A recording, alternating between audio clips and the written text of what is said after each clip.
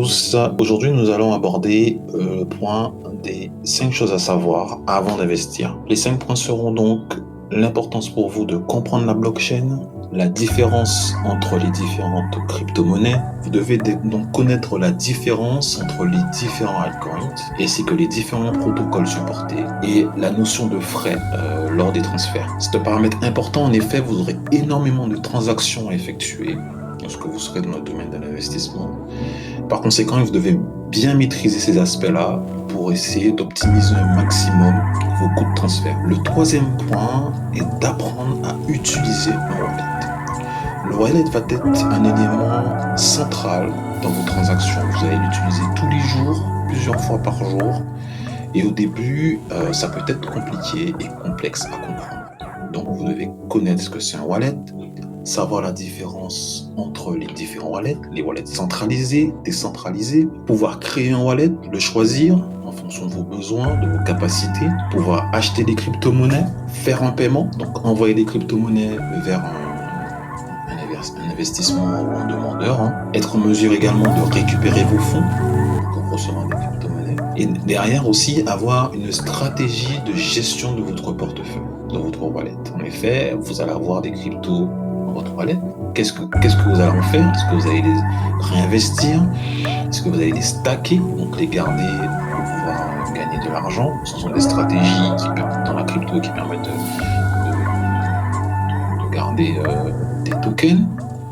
Est-ce que vous allez les farmer? Voilà, il y a beaucoup de choses qu'on peut faire lorsqu'on a des tokens et qui permettent en fait de diversifier l'investissement des tokens que vous avez dans votre portefeuille. Le quatrième point est de répondre aux questions de pourquoi et comment investir. Pourquoi il est important de répondre à ces questions? Parce que c'est à partir de ces questions, de la réponse à ces questions, qu'on va pouvoir mettre en place un plan d'investissement. Le plan d'investissement est donc en fait les éléments qui vont nous permettre en fait d'avoir de la visibilité, d'avoir une vision de d'où on part et vers où on va. Donc pour ça, on va définir le capital de départ que vous avez, que vous êtes prêt à investir, que vous êtes surtout prêt à perdre, parce qu'il faut toujours penser à ça.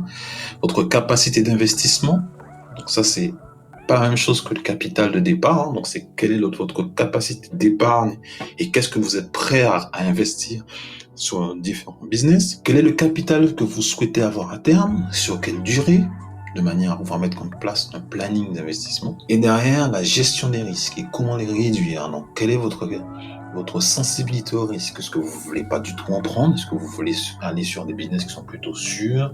Ou est-ce que vous êtes plutôt prêt à aller sur des choses beaucoup plus risquées? Le cinquième et dernier point est comment faire pour atteindre ces objectifs. Alors, pour ça, il faut vraiment avoir une stratégie. Ok? Donc, dans un premier temps, se diversifier. Ça, c'est vraiment important. Diversifier vos investissements. Vous devez avoir un portefeuille d'investissement équilibré avec différents types de business sur plusieurs marchés. Le marché de l'or, le marché des actions, de la crypto et autres. Voilà, il faut qu'il y ait des différences entre vos investissements. Pas d'investissement sur le même type de marché, pas d'investissement dans les mêmes types de business. Et derrière, avoir plusieurs niveaux de risque. Ça veut dire quoi? Ça veut dire que vous aurez des investissements avec des hauts rendements, faibles rendements, moyen rendement, risqués, moins risqués.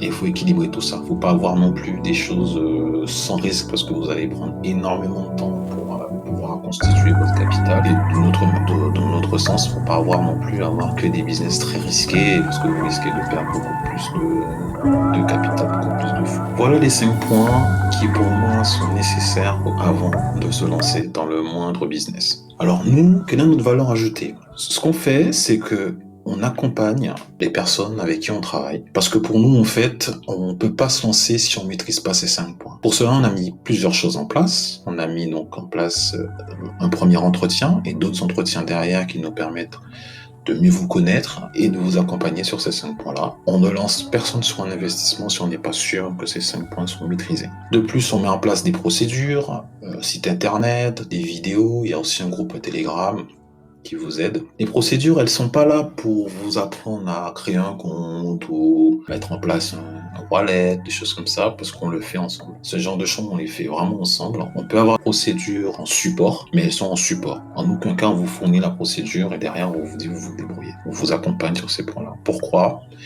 Parce qu'on s'est rendu compte qu'il y a beaucoup de gens qui faisaient des erreurs qui sont quelquefois irréversibles, donc qui perdent de l'argent, et du coup, on préfère vraiment vous accompagner pas à pas pour éviter les erreurs sur ces premières parties. Tout le monde n'a pas le même niveau, on peut faire s'assurer que tout le monde est bien à jour sur ces points-là. Après, uniquement après avoir défini tout ça, on se lance ensemble sur du business. Voilà, donc j'espère que vous avez apprécié ces 5 points, cette vidéo qui vous expliquait tout ça. Et puis, si vous voulez donc avancer avec nous, je vous invite à cliquer sur le lien juste en dessous de la vidéo qui vous permet de prendre un premier rendez-vous avec nous. Et derrière, on va pouvoir faire connaissance et voir dans quelle mesure on peut vous aider. Nous ne sommes pas des conseillers financiers, hein, ok? Nous, notre objectif, c'est vraiment d'aider les gens au maximum. Derrière, on vous montre bien sûr ce qui est disponible sur les marchés, les avantages, les inconvénients. On peut vous aider aussi à faire un choix. Ok, on vous donne des outils d'analyse pour vous permettre de faire les meilleurs choix en fonction de votre profil. Mais après, derrière, ça sera à vous à prendre les bonnes décisions. On est capable également de vous dire si vous allez faire une erreur en disant non, ou faut éviter, ou faites plutôt ce choix. Et derrière, la décision est de vous. Je vous dis à bientôt.